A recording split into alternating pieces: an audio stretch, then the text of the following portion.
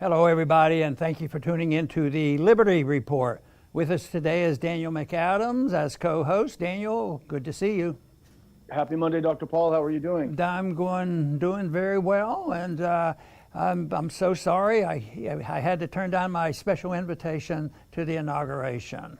No. You know what? Actually, in the old days, a former member probably would have gotten an invitation. I don't know whether I'd have ever gotten one, but no, they would welcome and get special treatment. They used to be a congressman and all that kind of stuff. But I don't know, maybe former congressmen wouldn't even be allowed to go this year. And some of them might not want to climb over barbed wire. They might be allergic to barbed wire and not want to go in. But, there's a lot of hype going on I, for example, probably would have no desire for political reasons or anything else. But even the fact that, there's so much preparation that why would anybody want to deliberately be in that atmosphere? Of course, my opinion is that this is overhyped. This is really hype. And it's hard for me to believe that the real incentive to announce that we have to do something to really protect things was they discovered that some homeless people had a little fire under a bridge, and it frightened, the Biden people, so they had to do something. There's a lockdown, they did that after 9/11, but I think that incident was a little bit bigger than what's going on here. Anyway, there's a lockdown. People are hysterical. 20,000 troops are there and all set to go and take care of any problems that they have. And, Trump's gotten a lot of criticism even when he doesn't deserve it. But he's been criticized, and some people, will make a point, and it's not necessarily a right or a wrong point. And they say, well, he should, in order to maintain some sense of orderliness, he should go, to the inauguration. I sort of sympathize very much with him not bothering with it, but I think either position is okay, but because you wouldn't know exactly the motivations of why they're doing things. But I got to thinking about this. Where is he? Well, I think it's interesting where Troop's going to be. He's going to get on an airplane, and he's going to fly to Florida, and it may not happen, but I can just visualize at 12 o'clock noon, the bells will ring, and Trump's teeing off on number one. And people, I sort of think that's sort of funny, they're all up there worrying about this riot, and he's down there ready to play golf. I think it's a little bit of a stretch. But anyway, he has to, Trump's had a lot of rallies. And I got to thinking, there's 20,000 troops going in from the Guard unit to have, protection in inauguration, which is virtual. And no thousands and thousands, they could get 100,000 people there at some inaugurations. But no, they have 20,000, and that's probably the largest single group there is to maintain order. Well, maybe because Trump's not going to be there, maybe there will be more disruption. Because I got to thinking, Trump's done some unique things and some weird things and all this kind of thing. But I think what is pretty unique is the fact that even though they're considered bad people by the opposition, but he talked to a lot of people. He had a lot of rallies. He had big crowds, tens of thousands of people to these things. So he probably could be 1 million, could be 2 or 3 million people that he's talked to. But you know what? I don't remember any noise and reports of violence at these meetings. There probably some. You can't have that many people without some disruption. But basically, they were peaceful organization, peaceful rallies that they had. And right now, if it's a virtual meeting and rally and inauguration, boy, we better be prepared, and it won't be quiet like a Trump rally. There was a lot less violence at the Trump rally than they're anticipating here. But let's hope there's no violence at all. But it does raise the question, what about the people would answer me and say, yeah, but what about the last rally he had? He had a meeting and he set them off to cause a riot at the Capitol. which is a bit of a stretch. The information turns out that there were some radicals there, radicals identified with Black Lives Matter and with Antifa. But to say that, and I would never say that on my program, I don't want people to know what I'm thinking. If you even say that, that's criminal. You can be banned forever from ever speaking out again, or ever having an invitation, or ever getting on a broadcast, this sort of thing. That's a very dangerous thing to say, even if it's true. That's irrelevant whether it's true or not. So it's an amazing thing going on right now, and we'll have the inauguration. I sort of predict, I'm hoping this prediction comes true, that everybody came to see a riot, and they were disappointed. They came and there was nothing to see. And of course, who's going to take the credit for that? But let's hope that's the case, because I think this is done way overblown, and it just is. It's just an extension of this artificialness of putting the blame on Trump.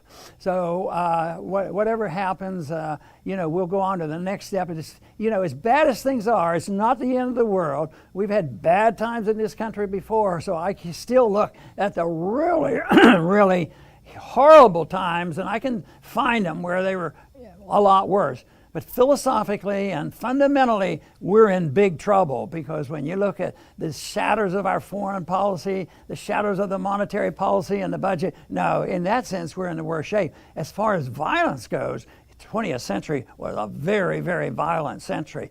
So let's hope this goes smoothly, and that people can have voluntary discourse, and we can have competition, have the settings set so there can be some competition in social media, so there isn't a monopoly and there isn't censorship, which is artificial. That is what we need, and I think it'll work out. I think the market's going to come up with an alternative to the social media, so that our views can be expressed freely. Daniel, welcome again. It is a surreal situation in the Capitol today, and it is very possible to hold these two things both valid, that anyone who broke in and broke the law and broke stuff in the Capitol should be prosecuted. They deserve to be. But in terms of how the media paints it as an organized coup to overthrow the government, we've seen a lot of those. I've been in a few myself, actually, and this wasn't that. It was some violent people. We don't know. Some of them were maybe Trump supporters. Some of them had other alliances. We don't know. But the media does play it up, and the media plays it up for a reason, which is to ratchet up the fear factor. That's what they enjoy doing. They've done it for the past year with the coronavirus, and they love doing it. And so we have this bizarre situation. You mentioned it in your opening statement, where they had to lock down the Capitol today just before we started the show because there's a fire. Oh no, the Trump people are coming with bombs.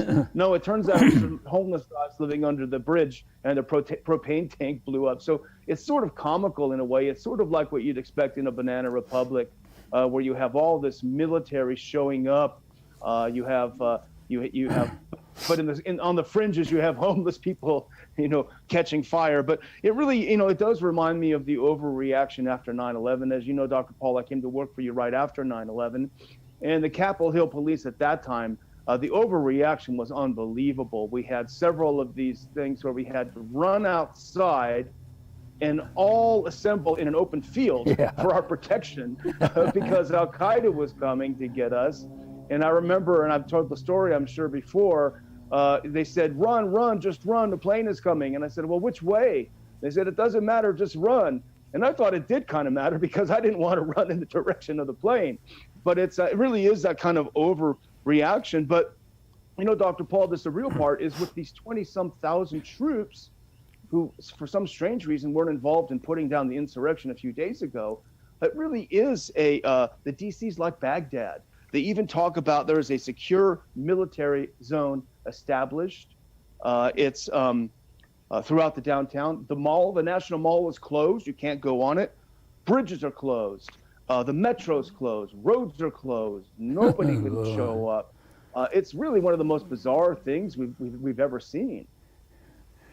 Yes, and you know, we see this problem in terms of politics and partisan politics, and that is, you know, the Trump and the Trump organization versus Biden and the Democrats. And it is real. There's nothing fake about that conflict. It doesn't have a lot to do with serious philosophy on economic policies, all because, you know, I've said so many times, they both participate in some very, very unsound constitutional and economic programs. But they are at battle. There is no doubt about that. But you know, I think there's some other items too, because very much influenced by, especially on the far left, are influenced by the deep state. But both sides are influenced by the deep state. I mean, we even talked about that a lot on some of the policies under the Trump administration. So you have the natural partisanship, even though it's not philosophic in a true sense of the word, but there's partisanship between the two, but there's also the deep state that has a lot of influence, and they do, believe me, they do, and they have a lot of influence on what goes on in the media. But there's another element to this, because the people who are involved on this are the ones who are trying to figure out what to do. And right now, in this country, it's sort of over and above this or beside it, and that is this move toward Marxism. I think it's real. I think some of the so-called far leftists and progressives are involved, but there is a Marxist philosophic movement. They're philosophic. They're true believers in what they do. And one goal they have is chaos. So if there's a minor epidemic come along, they know how to use it. If there's other things that come along, they know how to use it. So they're the ones who benefit no matter what. And I always think, is it ever possible that the Marxists may participate in even attacking their own? They've been known to do this. So, you know, if there's very few, let's just say, for instance, there's very few Trump people in town, and none of them are participating, and you have the progressives there that exist, that something might happen where the true Marxists are going to stir up trouble, and that's what they look for. They want chaos. They want the breakdown of society. They want the further breakdown of the economic system, and they're not even shy about this. I mean, you can find it in their literature that that's their strategy. So there's a lot of factors involved there. We'd like to think, well, this is just a little argument between Biden and Trump, and that's all we have to get over with. So no, it's a lot more to that, and ultimately it's power. That is the essential argument that goes on. And one thing you won't see on the media, Dr. Paul, are reminders of in 2017 when there were riots throughout D.C. for Trump's inauguration. There are pictures of cars on fire, things being broken. Of course, everyone who was caught then was let go. They were not charged, unlike now where the FBI has a nationwide manhunt. I've been driving for a while. I was driving in some remote part of California, and there was a sign with the FBI saying, please help us find these people who stormed the Capitol. This is out in the middle of nowhere. It's pretty weird, but, you know, we have short memories. Americans have short memories, and the media is part of that. But yes, indeed, in 2017, there was rioting that went on among people who were not happy that Trump was being inaugurated. But, you know, the one thing is, Dr. Paul, and what we're trying to ask with the show's title and what we're trying to say is there a legitimate threat that justifies what they've done, 20,000 troops shutting everything down, putting in a military zone, or is there some hype going on and who benefits from the hype? And here's a couple of things. First of all, we're going to talk about this. We've already seen them walking back some of the assertions. And we saw this piece on antiwar.com today that the top federal prosecutor in D.C., Michael Sherwin, he said there is no evidence that people who stormed into the Capitol had formed a, quote, kill capture teams to target U.S. officials. That was an allegation made by an Arizona prosecutor. The D.C. prosecutor who was there said there's no evidence of this sort of thing. But, you know, that does get headlines. Remember, Alexandria Ocasio-Cortez said, half of us were about to get killed.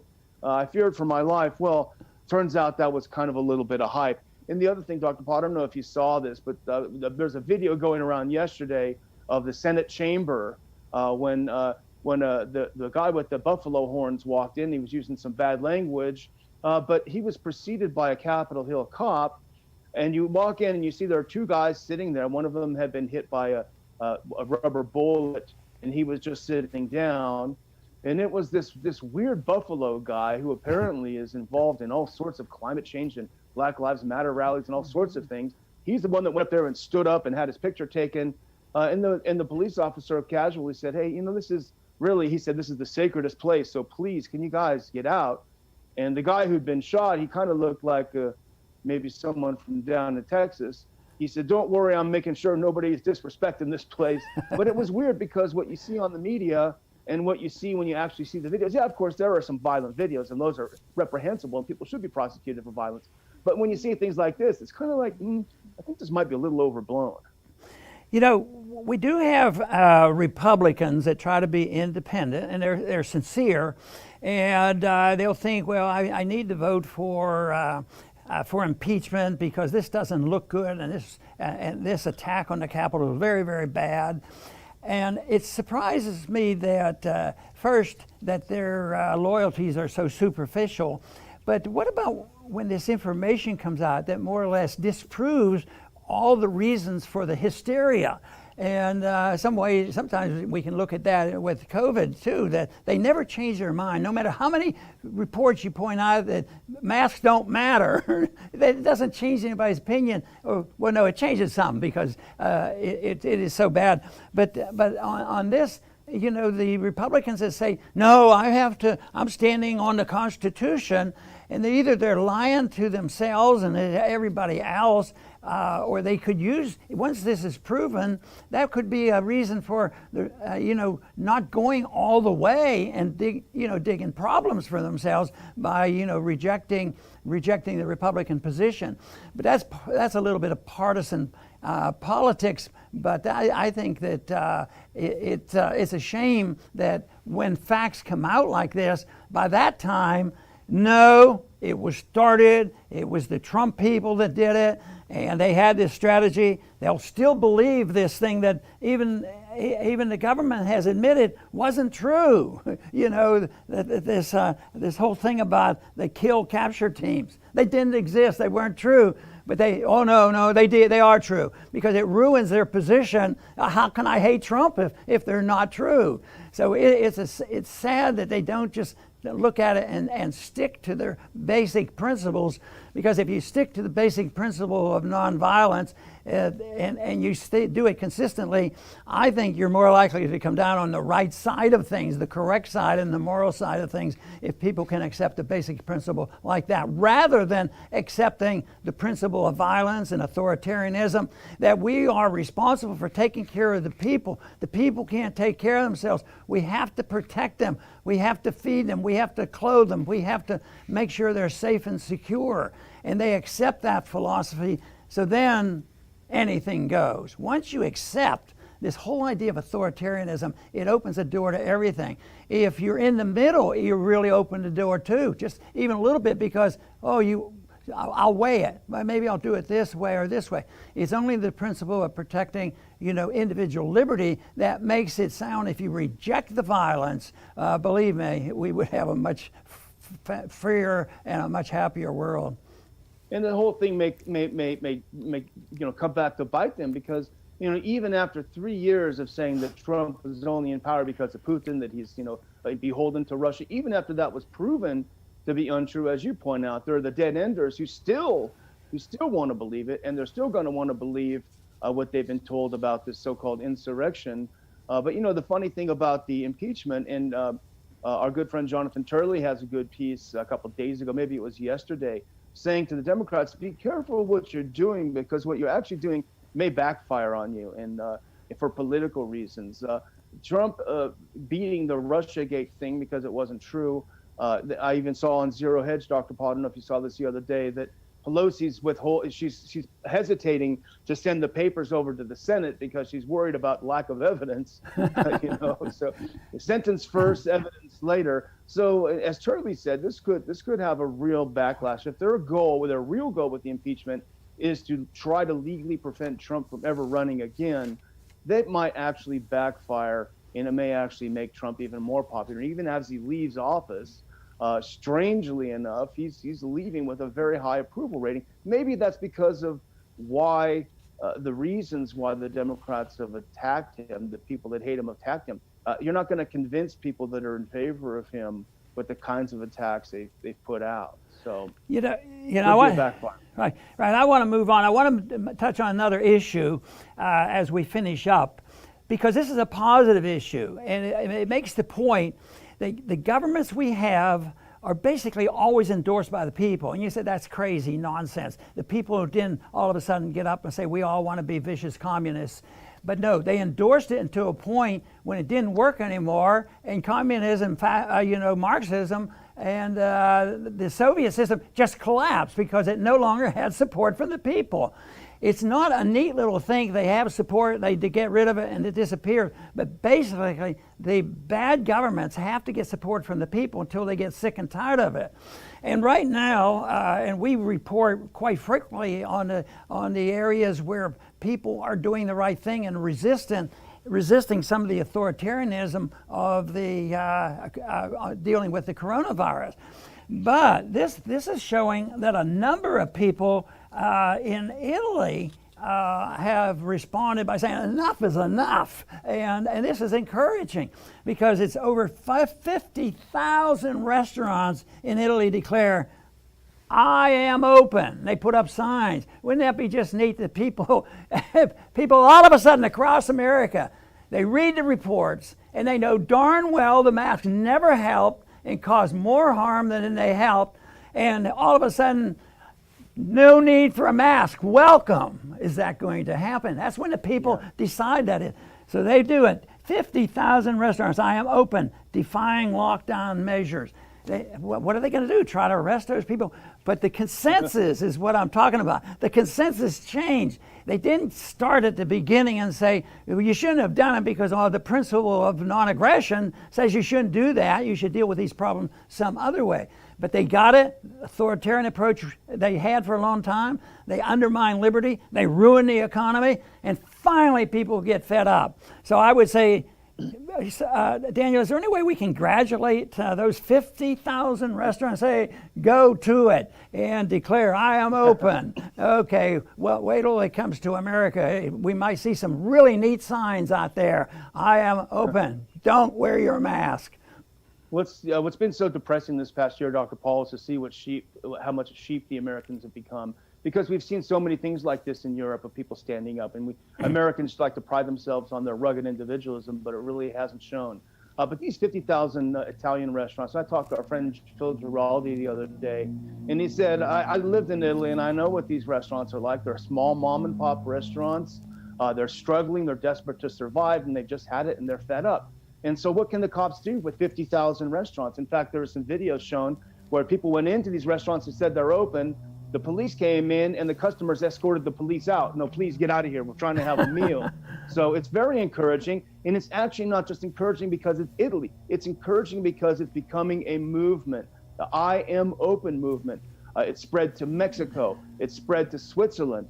It spread to Poland. So this slogan, it's a great, simple slogan, I am open, we are open, and it's spreading everywhere. And we're seeing a lot more protests in Europe. In fact, in Amsterdam, thousands were out. In Austria over the weekend, thousands were out protesting the lockdowns, which now we know, Dr. Paul, we have an article that Adam Dick at RPI put up on our site. We know now there's a peer-reviewed study from Stanford saying that the lockdowns have not worked. They have not done what they purport to do. So yes, this is great because it is a movement. It would be wonderful to see that movement spread across the U.S., but I've been a little depressed, Dr. Paul, at what I've seen from my fellow Americans over the past year. Right. Americans have been taught, and they use this argument too, I don't really believe in this mask saving lives, but I do it because it's the law. It's the law, and I obey the law, and we're a law-abiding citizen. And a lot of people stick to that, even though they aren't enthusiastic about it. But the whole thing is they obey the law, and it's not necessary. because, excuse me, because in truth, most of the time it's not a law. It's just an edict, executive orders in the cities. They're not. They shouldn't feel any guilt about standing up for what they think is morally and scientifically correct to do it. So they shouldn't feel any guilt that they are disobeying the law, and therefore we should change the law and get more and more politicians in there. No, I think the restaurateurs are the way to go. Just say, I'm open for business, and this will take care of it. Go ahead. I'll finish with a thought on that based on what you said, Dr. Paul, and I don't have it in front of me, but I did read over the weekend a resolution that was put together by the legislature in North Dakota, which has had some lockdowns and hasn't done any better than other states. Certainly hasn't done any better than South Dakota, which was completely open. But the lawmakers there, the legislature, got together and drafted a bill restricting the governor's ability to rule by edict in times of emergency. And that really, I think, is where some reason is going to come back to the states. And I really wish it would happen in Texas, that the legislature would say, hang on a minute, you don't get to declare an indefinite emergency. At the very least, we need to review it periodically. So it's good to see this happening in North Dakota, Dr. Paul, and hopefully that will also spread elsewhere. The legislatures will wake up and actually start doing their jobs. There you go. That's what we need, and South Dakota, has set that good example. But I believe that things can be improved in spite of all the signs that we have and what's going on in Washington and in the economy and all things, because if we got rid of just the lockdown, it doesn't solve the problem of spending and monetizing a debt, which is a rare, very serious problem. But if you just restore liberty, if we did only two little things, restore liberty to the people, let them take care of their health problems totally and completely, and also, get a sound monetary system, and say, we're not going to permit excessive spending and deficit and have that. You did these two things and you make sure that the tax system was, not outrageous, very decent, like getting rid of the income tax or something. I'll tell you, this country, it wouldn't take it. There'd have to be some bankruptcies and a few things like that, but give it 6 months or a year, and everything would be back again. Even when conditions exist like this, and in many other countries they go through this periodically, some of them never seem to suffer quite the way you'd think it should because of all the rules and regulations and price controls and everything else. That's because there's always a free market economy, which is called the underground economy, and, the real economy, because it always exists. And I imagine there's still a bit of that in this country, and that keeps things going. But why don't we legalize that? And there's no reason not to be optimistic that if we did the right thing, things would improve rather quickly. And that's what we certainly hope to look forward to about, the restaurants waking up. Everybody else might wake up, and maybe it'll get contagious. Maybe it'll even come to this country, and people will finally say, enough is enough. Let's try freedom for a change. I want to thank everybody for tuning in today to the Liberty Report. Please come back soon.